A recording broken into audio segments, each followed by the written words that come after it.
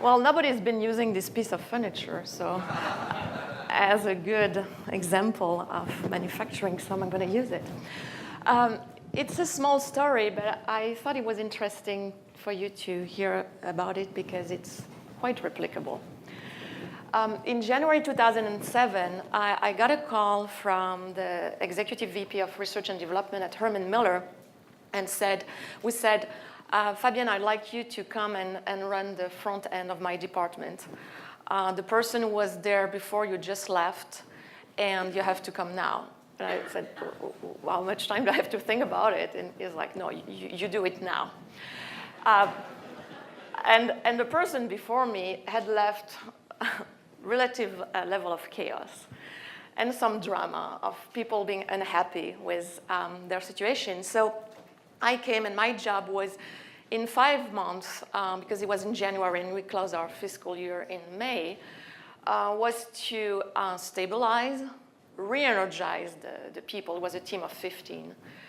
And also get ready for what should be the next structure.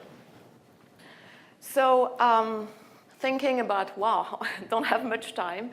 Where am I going to find some inspiration from? And indeed, as every change guru will tell you, find inspiration by talking to the people. So I did one-to-one interviews, engaged dialogue with every one of them, encouraged them to share with me what had not been working under the previous model. And the two things that kept coming up and up for most of them were, well, we had great ideas, but we were not heard. We're not given the opportunity to implement. And another part of the group was saying, well, we don't think we belong to that team. We just ended up being there, but we don't think we're a front-end team. We should be elsewhere.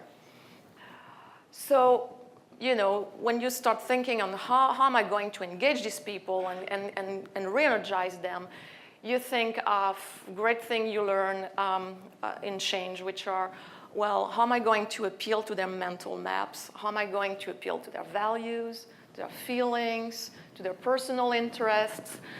So I took a trip to Google with one of them. We're invited to visit their work environments. Of course, that's what we do for a living, so we're interested to see how they work. And I heard about this 20% of personal time into a project that every Google employee eventually, this 20% of time do not necessarily happen during the working times, but I like the model. So came back and was greatly inspired by this opportunity to reunite the group. Then I go to my finance liaison and I ask how much budget do I have till the end of the year. And, well, most of the budget had been consumed, so I had like $75,000 to run the rest of the exercise out of a multi-million budget. So I invited everybody to come one day and said, well, look, we're 15. We have $75,000 left. Here are a few roles that I'm going to ask you to engage. And I'm going to give each of you $5,000 to pursue an idea of your choice. And this idea has to be connected to our business or to some values that are represented by Herman Miller.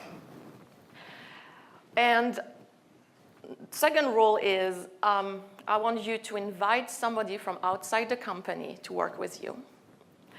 And the third one is I highly encourage you to collaborate, because if the two of you get together, then you have $10,000 to run your idea. If 3 of you get together, you have $15,000. So think of the power of collaboration in order to give you that sense of having more resources to get your great idea happen.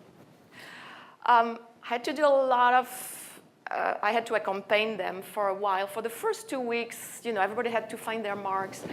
And then the magic happened. I started to see all of them working together, pitching ideas at each other.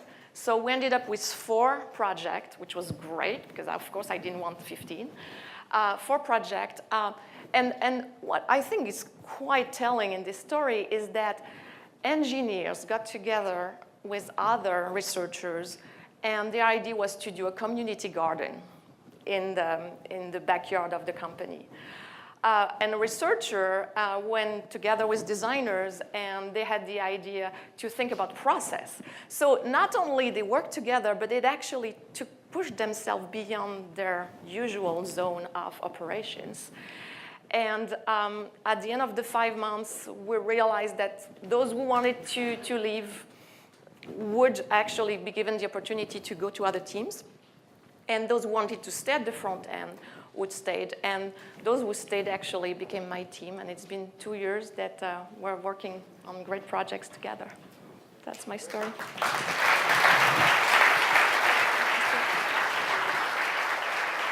So I'm going to do one kind of quick wrap-up question with each of you. So, what I love about Herman Miller is it really is a company of ideas, and we're talking about innovators having a point of view about things.